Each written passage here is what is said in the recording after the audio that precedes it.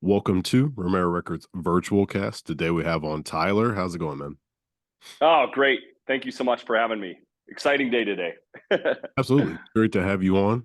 As always, I got you from Pod Match. And so pretty much just want to go ahead and jump into who you are, what you do and how you got started. Yeah. Still like struggling to define this. I don't know who I am or what I do. And people that know me well are like, you do so many different things. What do you do?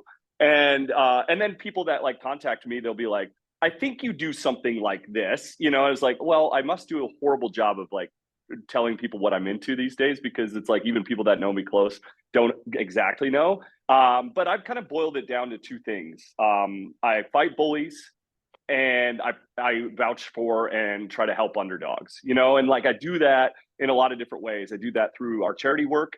I do that through our business work. I do that through like the way I live my life, the way I design my social media content, all that stuff. And so I'm very heavily involved in business, and I believe business and money to be a tool to change things in the world. So that's really like the underlying reason I do anything is because I believe that successful people, especially from bad areas, rough upbringings, that people brought to success through rough upbringings and bad neighborhoods, they go back and change those things once they have the tools, which is their success, And so that's like the crux of my life and everything I work on these days, through my tech company, through our multiple small businesses, through our now 4 charitable organizations. Like those are all kind of loosely tied to that concept. Yeah, I'm a type of person who I do a lot. Like I have a day job that I'm going to go to after we get done with our podcast. And then also I have a media company where we create content for companies and artists, stuff like that. I run a record label and then I do these podcasts and audiobooks. I do a ton of stuff. So yeah, Awesome. I definitely understand what it's like to when somebody gives you the old, what do you do? It's like, Yeah. which one do you want to talk about? I know. And then you almost feel bad. It's like you're in an Uber ride for like 5 minutes and you're like, well, like how much time do we have to talk about this and which part should I focus on? Because the answer is a lot. So So which one do you spend the most time on? I'm lucky at this point in my like phase of life, about 80-70% of my focus is nonprofit stuff. And we do that in a bunch of different ways. Like I just got back, I was gone to Cambodia for a month. We have a docu-series that I'm the host of, and we basically find founders of amazing organizations, and we basically tell their story via video, and then we monetize that content, and that content monetization all goes to the founder of that organization. So it's part of what we call our Content for Good initiative. So we have the docu-series and we have 2 podcasts that are all basically content fundraisers for charities. So I spend a ton of time on that stuff. I also do a lot of pro bono consulting. And I've done that for a couple of years now. So, for instance, our facility, we're building a tech business company right now, but the majority of my time is spent like people walk in the door and I help them with business for free. So maybe that's filing their LLC, maybe that's filing for a charity with a 501(c). Maybe it's helping them with accounting that day, setting up QuickBooks, like that sort of stuff. And so like the majority of like my focus is just helping people. Like for instance, tonight we'll probably have around 100, 140 people on property for a seminar that I'm giving around free marketing, right? And so it's most of my time is spent educating, helping. I'll go off site if somebody's about to lose their business. I'll dive in and I'll help try to make the ship turn around if they'll listen to me. And so, yeah, that's the majority of what I do. We have several businesses too, and so I kind of like run the strategy for those businesses for the most part, kind of high level. And then yeah, we're working on building our tech company out. So that's kind of like using what I'm working in on that daily, seeing the problem, and now turning that into a technological tool. So it's actually like we just set out to help people, and it's ultimately like kind of a lean startup approach to doing a technology business. Are you using an iPhone? Like it did like a fireworks thing behind you. I don't know if that was I iPhone. am using an iPhone, and I don't know why it enjoyed to give me fireworks right then. I Did you actually see it too? Yeah, and I was thinking, did he do that? I'm like, was that a good point? Hurrah! So I'm not, even though I'm the head of a tech company, I'm not that big of a tech guy, right? I'm more of that guy that kind of like sees a problem And then my brothers are both, one of them's a PhD in AI technology. The other one is a genius computer scientist. My business partner is a technology guy. So they're the tech.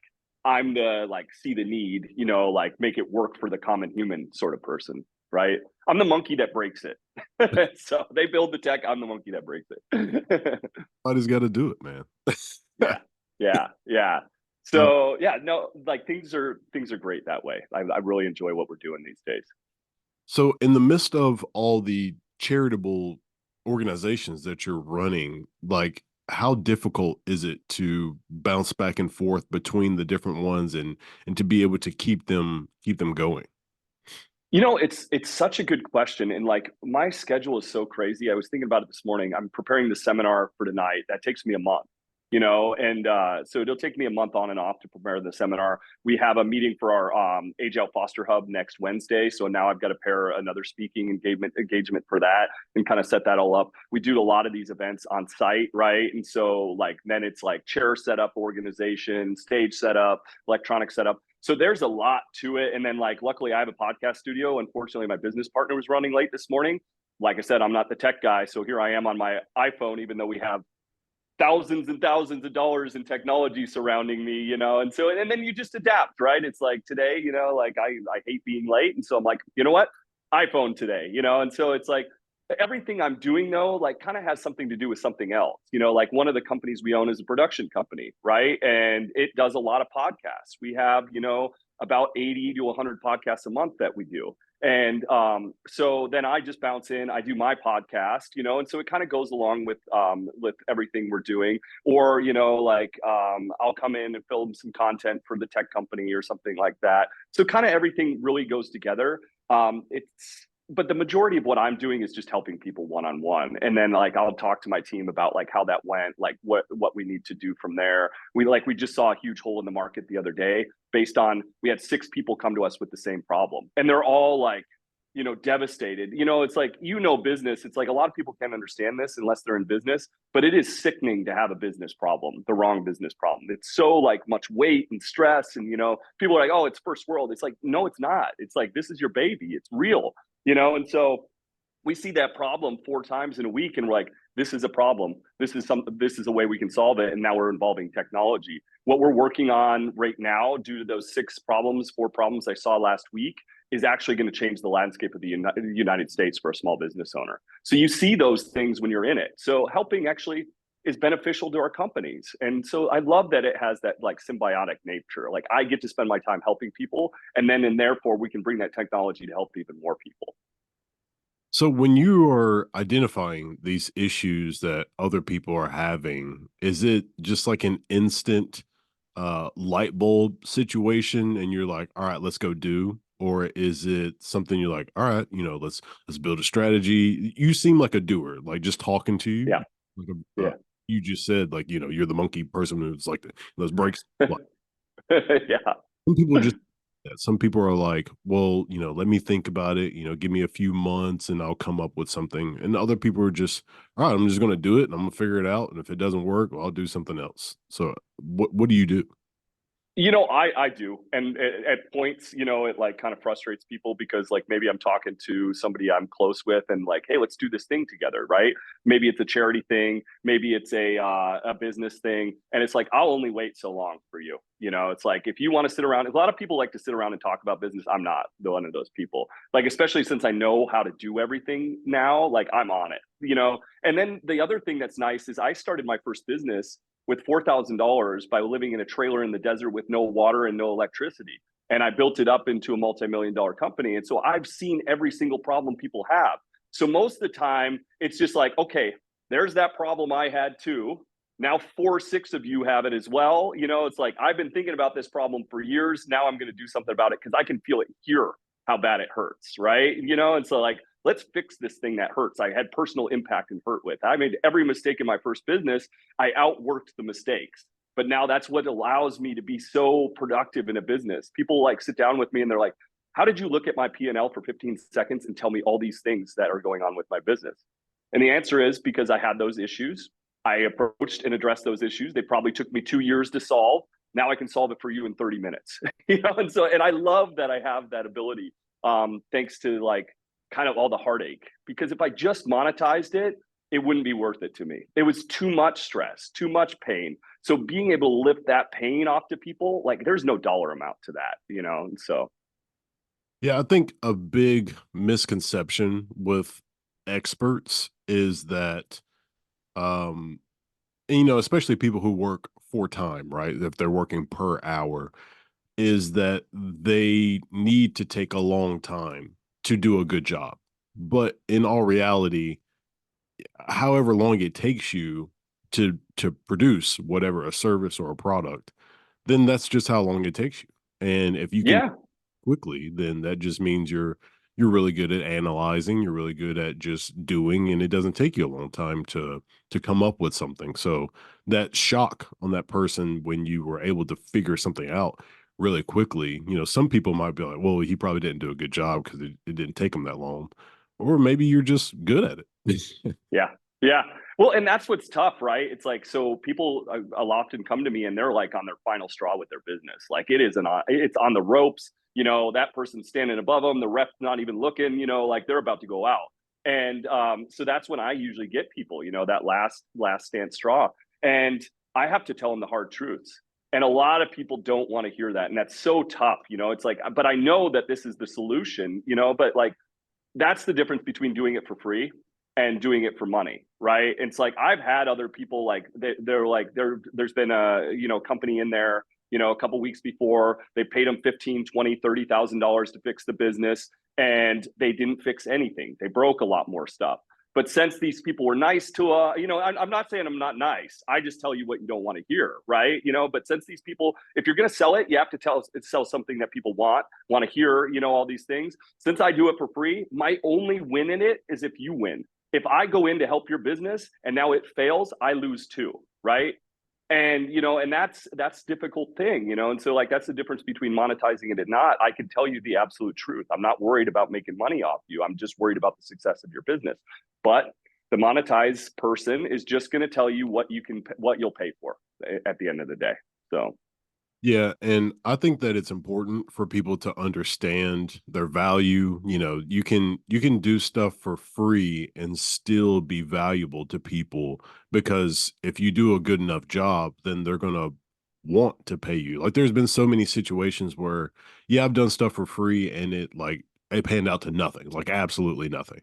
And then there's yeah, done stuff for free and it turned out as a great opportunity for me. It turned out an opportunity for the other person, and it was a win-win. But in my head, I'm usually doing things for free because I'm hoping that things go that way. That I hope that it is a win-win situation, and I think if you have that kind of mentality, then things usually go that way. If you have a mentality of, man, I just want something good to happen to me. I don't care what happens to that person. There's no telling how that situation might end up, but with your spirit and your motivation that you seem like you're going into your situations, it seems like things continuously happen good for you because of your mentality going into it.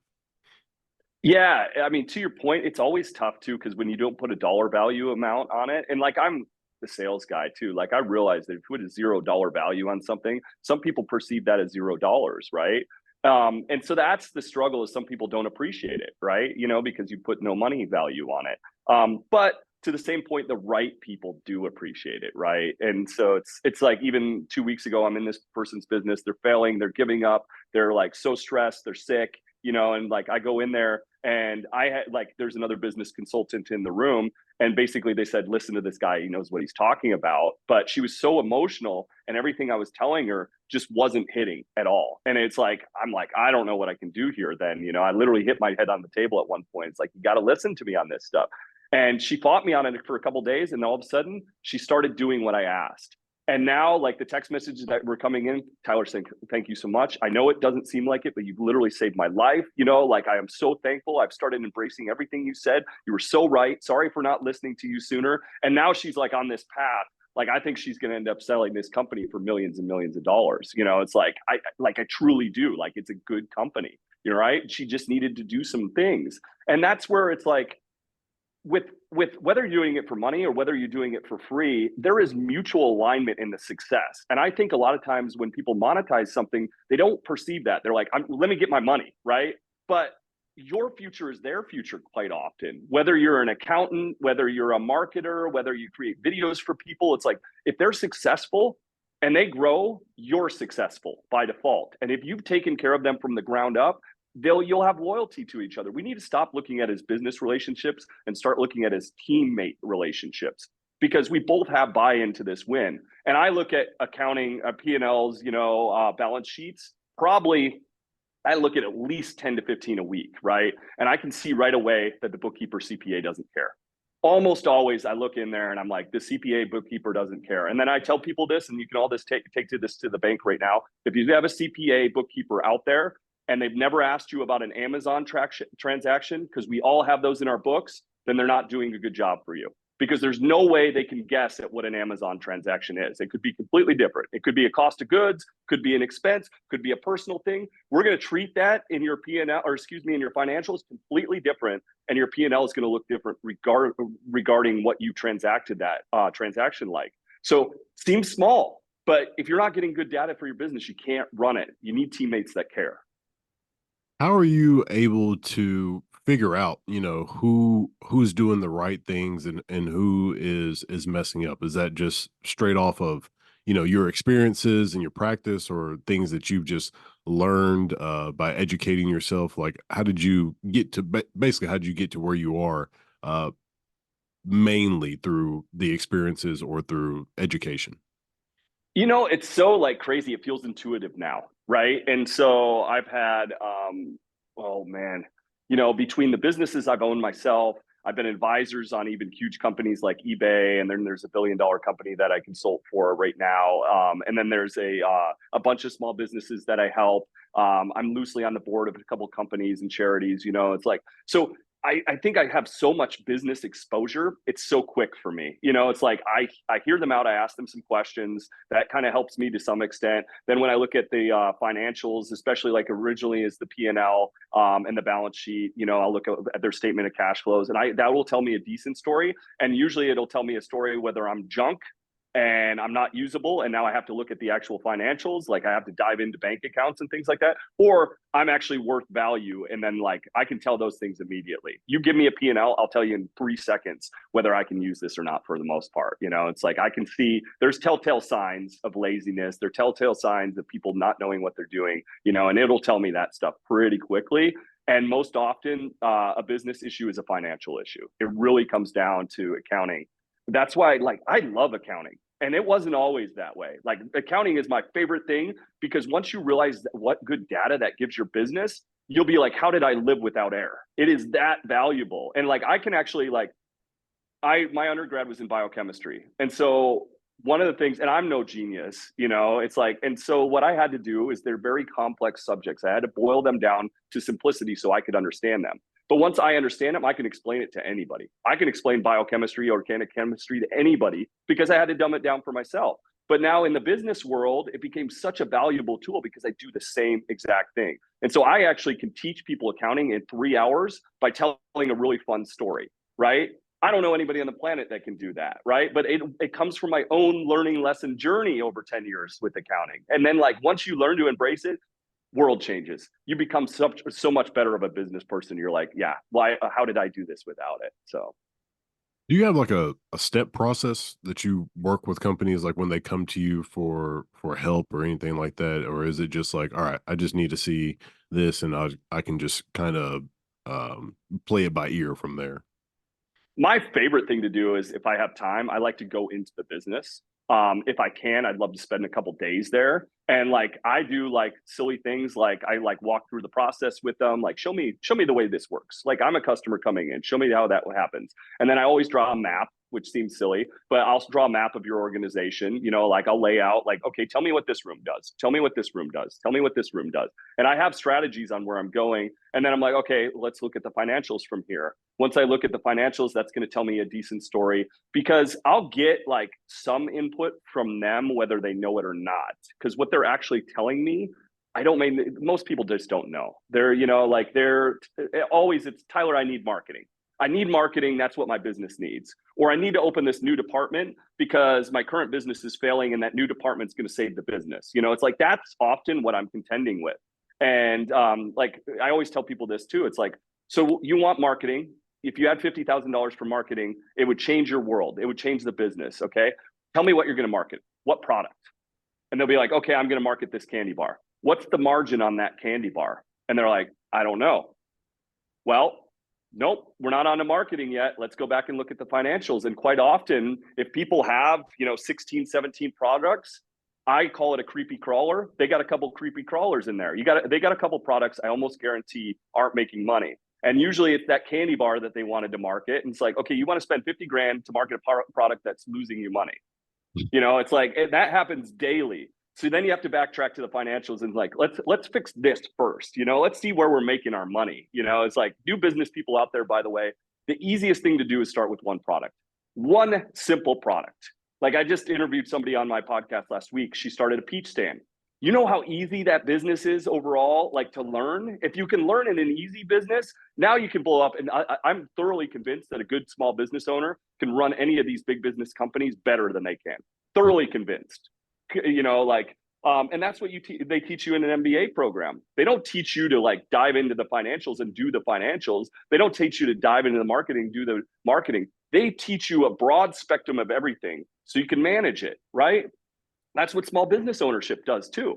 You've done probably everything in the small business journey, and I think each small business owner should at least touch that every single part. But I mostly teach from the bootstrapper point of view too, like the person that's starting with $0, because if you start with $0, I'm sorry, you got to learn it all, but it's better. Yeah. Something that you were touching on is like the whole, with the one product and everything and not realizing like the margins.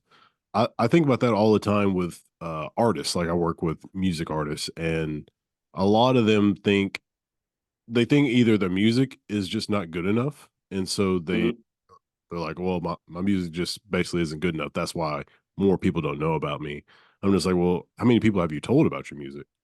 Like how, Yeah. like today, like right now, like, and Yeah.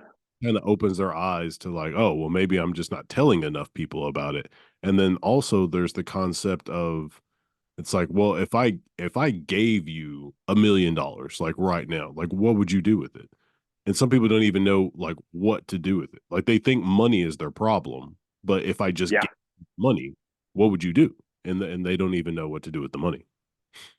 And then honestly, it's so much better to start with none, whether people know it or not, because then you don't go out. You know how many like the startups that get millions of dollars, I go out there and buy their furniture for my companies. After they've like spent millions of dollars on the stupid furniture, the pictures, all that stuff, I pick it up for pennies and I put those into my businesses. It's like, so you don't need the fancy stuff to start. I mean, I had a person come in the other day and she's working on a big company, right? High in the sky, a couple $1 billion company. And we started discussing the company. And by the time she left, I had it so simple for her where she thought she needed an SBA loan. She thought she needed a fundraise. And I had it so boiled down to simplicity for her. It gave her a way to start tomorrow, right? She was in here last night. We worked, we have this certain way we name companies that we play with. It's like, it's an ideation phase and naming and branding and that sort of stuff, because that's all important as the business grows. You want to really think about that stuff in its infancy, and so from there, I gave her a way to start tomorrow. And the way to start tomorrow is also going to lend to her business plan and her financials because we're going to have real data. It's also going to show that she's a go-getter to any investors. It's like, it's the better way to start in every single way. And she's going to have, after trademark, naming, company structure stuff, she's going to have like $1,500 into like starting instead of, I need 60, 100 grand to build the technology. Don't build the technology. Get out there and test your idea, then build the technology that's going to what people actually want. And that's the lean startup approach too, right? Like I've always thought intuitively that way, but I've learned that like the definition of that is like that book, Lean Startup. It's like that you're testing it first, right? So test it first, and you don't need the fancy furniture. Like people aren't going to care about your fancy furniture if you have horrible customer service. Work on the customer service, work on the experience, work on answering the phone. They're not going to care if you have a couch with holes in it if you treat them well enough. I promise you. Yeah, there's another thing that you were kind of teetering on was basically the concept of instead of doing everything yourself, use other people who are already doing it. And have you ever listened to How I Built This podcast? Love it. Favorite one. Yeah, hands down. Yeah, one of those podcasts. I forgot what the female was doing, but she was making something, and she was Yeah, trying like how she was going to make it, was trying to reach out to all these people, and then somebody was like, "Why don't you just hit up a factory and just ask them to make it?" And she was like, "You can yeah. do." That?" Oh yeah. Oh, It it's it so crazy. it's all easier than somebody would think. It's like I have a friend, she's a social media influencer, pretty big one. And she reaches out to me the other day and like to this point, it's like, Tyler, I think you do something with business. I have this idea and it's a huge idea. Like I just don't know how. And I'm like, you need to do this, this, and this. And she's like, really? And she's like, number one, how do you know that? And I was like, well, because I've opened companies that are similar. And number two, it's never as complicated as we make it out to be, right? You just pick up the phone, especially she's a single mom, like she's using as their income. I'm like, tell them you're a single mom, you're getting started, you don't know what you're doing yet. It's like they'll walk you through it, like they want you to succeed if they're the proper teammate for you, because the more of this product you buy and put in the marketplace, the more successful they are too, right? And so, yeah, don't be afraid to pick up the phone. There's no silly question, especially at first. And these people are there to sell you, help you, and be a good teammate if you find the right ones. So, what are some gaps or struggles that you see within your companies and your organizations, not the ones that you're helping, but you personally? Oh yeah, I mean it's tough. Like people is always the hardest part. And so getting people into the processes and systems. Like my business partner is a big systems guy. Like he'll map out the whole business, like from A to Z, right? Every component. And then he'll put technology in as much as possible. But then there's one spot usually where we have to use a human, and like that is the hardest part, is getting the human to fall on board, and like that's always going to be the hardest part. And business owners out there, if you have good people, you take care of those people. Like they're working hard for you, they're helping you build your dream, like, and you can't find good people. It's really, really tough. And so like hang on to them, because people is by far the hardest part. It's something that I work on daily as far as a leader, because I'm a leader that believes in doing the craft work. Like I'm a leader that, like, my last company was worth millions of dollars. I had people making well over six figures that would clean the bathrooms with me, right? We'd take care, like I would take a turn cleaning the employee restroom, and then they would too. It's like, Tyler, that's silly to have somebody that makes well over 100 grand a year cleaning the bathroom. And it's like, well, is it? What's your company culture like? Our company culture is work ethic and respect, no matter what level you're on. Buy that. You can't buy that. You have to be that, And so, but one of my struggles too is like, believe it or not, like I'm about the nicest guy you ever meet. I'm not good at being a disciplinarian, right? And so one of the things is I have to develop, and this is what I've learned actually, because I didn't think I could be in business because I am too kind-hearted of a person, right? I heard you had to be an asshole to be in business, and that scared me away from it for a long time. And you don't have to be an asshole. What I've learned with managing, I don't even know how many people, tons of people right now, you have to hire for you, right? There is going to be those people that will only work when you're yelling and screaming over their shoulder. That's the way they are, right? That's their motivation. And there's those people that are like me, where respect me, treat me well, treat me as a team member, and then like let me have some space to do my job, and then help me when I need it. You have to hire the people that are like you, that are for your management style. If you're not the Yeller Screamer, the Hell's Kitchen, the Elon Musk, the Gordon Ramsay, don't try to be that. Hire the people that will fall into your leadership, right? And love you for it, because there's a great book, The Prince. Do you rule through fear or do you rule through love? And he basically goes into, love is harder, but love and mutual respect with the right people, you can go to the ends of the earth together. It's just make sure you're vetting more than most people, because it's harder for you to get rid of them. So if I have any advice on that subject, that's what it is. Yeah, I used to work at a gym, and the guy who owned the gym, it was a Gold's Gym, but it was like what's a it was like a franchise one. So he had some leeway in like what he could do. It wasn't like the corporate ones, but he would like clean the bathrooms. All we had a person to clean the bathrooms, but he would go in there and just like clean the bathrooms, pick up trash, do all kinds of stuff, like work on equipment and fix it. And that right there completely changed my outlook on leaders for the rest of my life. Like, so after that, I was 21 when I was working there. Then I joined the Air Force after that. And when I'm in the Air Force, it's all about like structure and like leadership and then organization, stuff like that. Well, like the lowest ranked people, they're the ones who take out the trash and do all the other stuff. And like every day that I had to do that, I would think back to to my boss at the Gold's Gym who was taking out his own trash. And then I even had one guy, I will say there's one guy that I worked with in the military. I'm like an E3 at this point, and he's like an E5. And I come into his office to take his trash out like I was supposed to. And he was like, "What are you doing?" I was like, "I'm taking your trash out." And he was like, "I'm a grown man. I can take my own trash out." And I was like, I appreciate. And he Oh said yeah, it just like that. "I'm a grown man. I can take my own trash out. Get out of here." And I was like, yeah. that I like that. I mean, be a leader worth following, right? And then like I truly believe in how you do something is how you do everything. And like I started, like working horrible jobs where they mistreated me, right? Like one I worked at a country club, they literally called me the help and they treated me so poorly. It's like, and I could have done one of two things. And a lot of the younger generation looks like, well, I'm going to do the bare minimum. They're only paying me for this. I'm going to do the bare minimum. But what you're doing is you're not building yourself in a way that's productive for your future. Instead, I looked at it as fuck these guys. I'm going to do the maximum. I am going to I was a valet. I'm going to sprint this parking lot at 125 degrees. I don't care that you're an asshole to me. Like, check out how fast I'm going to get your fucking car because I'm coming for your business next. It's like I might start here, but I'm coming for your business next because I will outwork you any day of the week because I've practiced to do it that way. So don't practice to be, adequate. Practice to be the best, and that follows you into everything that you do, right? It's like, and then like the other thing is like, okay, you're going to be a business owner someday.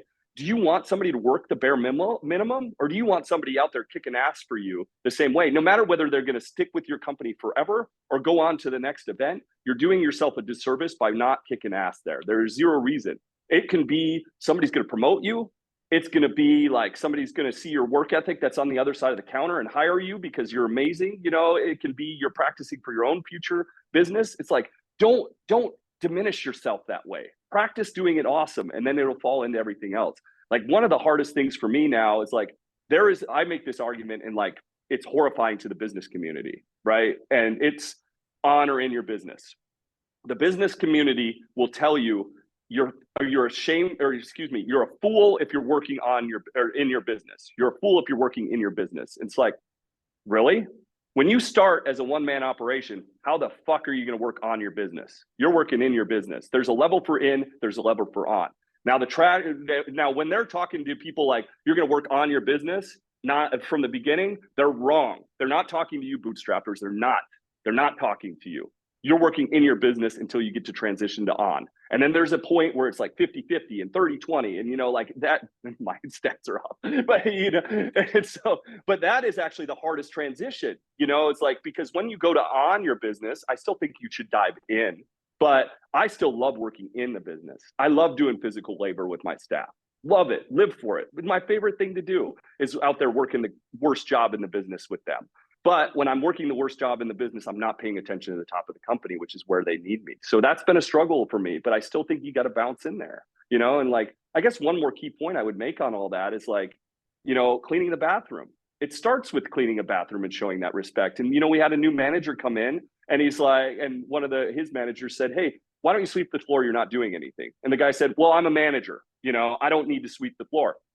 And he goes, "Hey, if the fucking boss will clean the restroom, you could probably sweep the floor, And so like that, and like you could tell, yeah, I heard this story later. You could tell in the story there was that respect. My boss will get in there and he'll do anything with me, right? It's like shoulder to shoulder, not in front. That's the way to lead, in my opinion. Yeah, it's very imperative that people have that kind of mindset, because if you do, then people are way more inclined to, one, respect you, and two, just like almost blindly follow you. Like if Mm-hmm. somebody, if you don't respect somebody or you just don't like somebody's way of leadership, then you're going to question basically everything that they do, because they Yeah. could tell you the sky is blue and you'd be like, "I don't know, man. not today.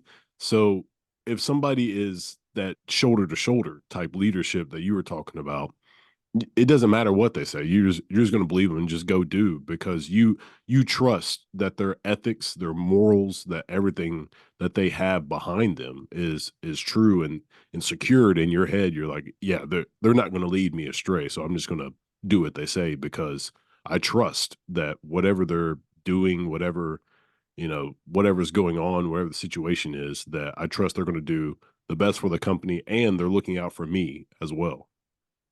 Yeah, and to that point too, it's like make sure that you're taking care of those people. You can't expect loyalty, and I'm not saying be everybody's best friend. You can't. You have to separate business and friendship, but you can be respectful. You can care about their lives, about who they are as people. You can help, like with anything that they possibly you can help with, especially like advice and that sort of stuff, or like round together budget in your company to educate people if they want to get further education. It's like do those sort of things to help those people improve. And even if they leave your business, you built a better person, and that's a win in itself. So, and the other thing is like, let's say Mr. Nice Guy leaders, you're going to be apt to not want to fire people, bad people. Like I had people in my business that I found that robbed me, and like I would still like, oh, I think about their families. They like I can't fire them because like they have 6 kids at home, and it's like it was horrible circumstance to be in. But at the same time, shame on me. I can't be thinking about that for somebody that's not taking care of the business, because the business takes care of everybody and it takes care of the good people. If you have somebody out there that's like slaving away at your business, a bad word, but like they're doing everything they can for their business. They care about the business. They're respectful. It's like you owe it to those people to take care of them, not to take care of Joe that doesn't want to work here, right? You take care of these people. You get rid of these ones, and it takes care of the good ones, right? So, and it's a hard lesson to learn. It's one that took me years to learn. Yeah, you can't let the one bad apple spoil the bunch, and that's exactly what will happen with just like environment, just the camaraderie with people. Like if you allow the one person who is constantly having like a bad attitude coming in and stuff like that, if you don't talk to them, you're just like, well, you mean that's just them, then that's Yeah. everybody else too. Yeah. You have to It, help. it's so it's so hard if you're a loyal person too. It's like we even have loyalty sometimes if we're loyal people to people we shouldn't. And that's another life lesson for me. It's like I've been loyal to a lot of people that aren't loyal to me. But yeah, first and foremost, you got to take care of the business, because the business is who takes care of everybody. It's shame on them if they're abusing the business. Think of the business like a person.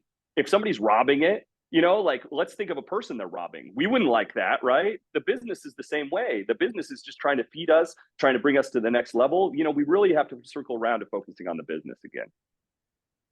So I really like when people give me stories of like things that have gone wrong and how they fixed it. So can you think of anything that bad situations that have happened to you that you've fixed? It doesn't matter if it's like financial or just like a employee or business to business, just anything.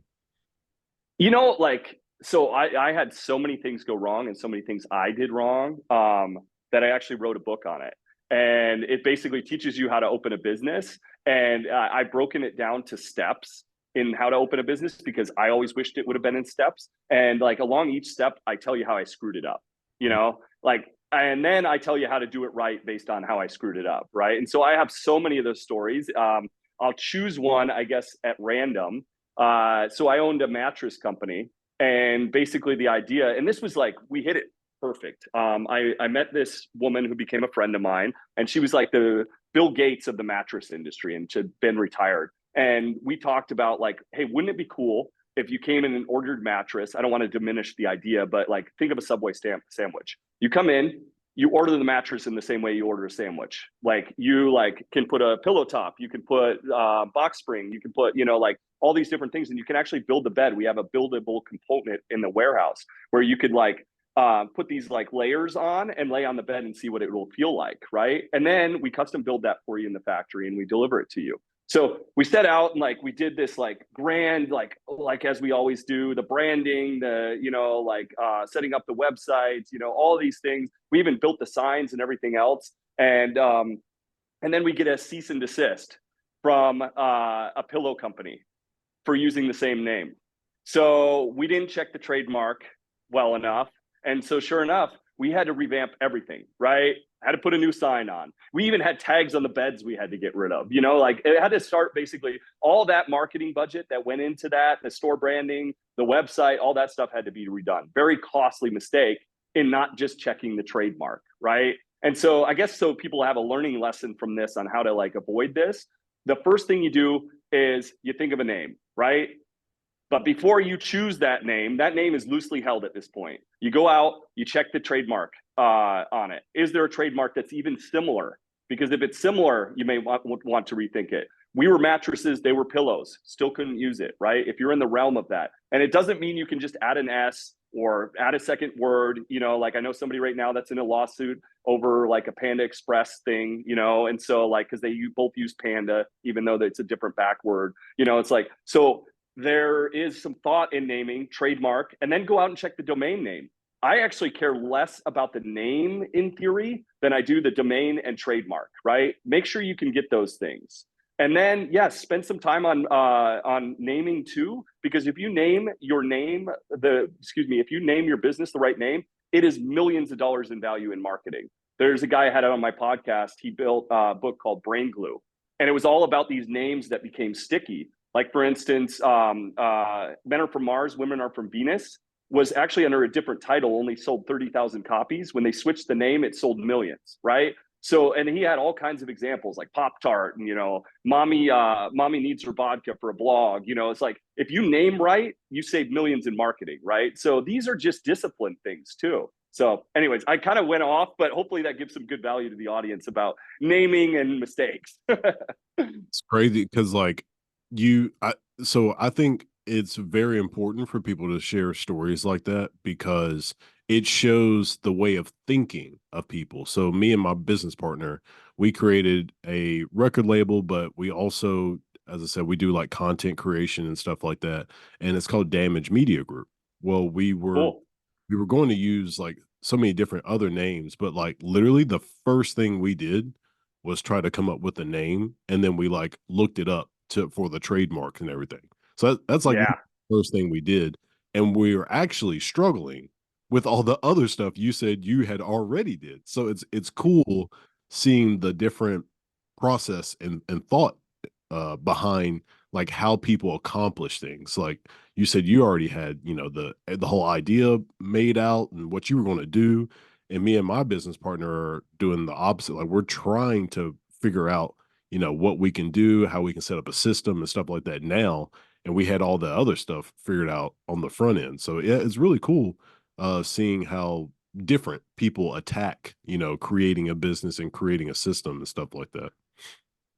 And then you asked me the question at the beginning. It's like, is it easy for you to start? And so that's one time when I was too good at it, right? I didn't even slow down enough to check the trademark, and then there's been times where we thought we did, like we've opened so many businesses now.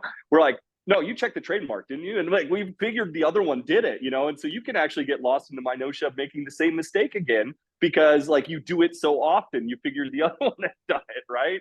And so yeah, there's a bunch of ways to make a mistake. And then you do want to, it's a fine line because I teach bootstrappers, people starting from nothing. Those are my favorite people to help. Now, don't get me wrong, I'll be in a billion-dollar company sometimes and I'll be helping them too. But like my favorite people to teach is people that come from nothing, right? And so I have to teach them a different way because they have zero resources. And that's where it's always tough because there's a way to build something if you have like the budget for it. And there's a way where you're like every dollar counts, right? And that's what's tough while thinking of the future, a trademark's $400, minimum. If you have a lawyer do it, it's thousands. It's like, and I always, it's like you want to have it though for the future. If you're going to go beyond, and that's why you have to study life and people's goals for a minute too. It's like if you only want to be a mom and pop shop for life, maybe you can avoid the trademark. I say that very begrudgingly right now, right? But like I'm talking with people starting with no money. But then it's like once you get into the business too, realize that your dreams will explode. You'll think like, hey, this is the threshold I thought I wanted, but no, I want to go here. So you want to plan for your ultimate business success too. And that's why it is important probably spring for that trademark money. Make sure at least you can get it, and then like that domain name is ever powerful these days too, like make sure you get a good domain that's worth swapping the name for. So in my opinion, and then spend some time on the name. That takes discipline, but could save you millions in marketing. What are some things that you haven't done yet that you want to do? You know, like so like Glaive, our tech company, I have not built $1 billion business yet. And I You will build $1 billion business. you think that's the best way to do it is with that? Well, I do now there might be easier roads, but like I'm now an impact in business guy. You know, like I believe that business should be mutually aligned to something amazing, right? And that's the key to not failing is when you're obsessed with what you're doing. And I am 100% obsessed with bringing that business to market, you know? And so, and I have to duke it out with 6 companies that are already $1 billion companies. And not only that, but as always, I decided to take the harder road, you know, like I'm at the point in my career, I can raise funds really easily, you know. And I actually was even talking to some of the biggest CEOs that I can name drop right now, or like their people, and them being loosely interested in Glaive. And I decided instead we were going to start right here by helping people one on one, working in the micro, and we are going to build it from here and we were going to bootstrap it. And currently, that is our intention. So to bootstrap $1 billion company is almost never done, almost never done. But would our story be any good helping small business people if we hadn't come from that? To me, when I sat down to hand out that first pitch deck that I spent 2 years on, that's beautiful, and I like sat there and I'm like, I don't fucking want to do this. I'm like, really? This story is going to be Tyler raised millions of dollars, you know, to help small business people. It's like, no, it's better. Let's start here. Let's work with people one on one. Let's grow this thing. Let's grow a community, and they'll support us to the next level. And not only that, but when we get there, you can study the story of Jewel, for instance. It's like they had this intention that the business was going to be, and then they got distracted by the money and they got directed wrong, right? And then their mission was lost. I don't want our mission to get lost, right? And it's too imperative that I keep control of the company to make sure we're continuing to think of the small business person, the underdog first, right? So the one thing I haven't done is built a $1 billion company, but you can mark my words, I will. It's on its way. It's coming. Is there something that you feel like will be a big catalyst for you to accomplish that, or is it just just knocking it out, taking it step by step to get there? You can say what you want about me in life, and I have a lot of flaws, just like any other human. But I like you can't put me down. Like I'm the guy that continues to stand up no matter how hard you hit me. And that would have been like in my MMA training, which I did for a long time, and that it's in business. You know, I learned the same lesson. I get up no matter how broken I am, and you can't like. There's nothing more frustrating than somebody coming at you when you should have been able to put them down.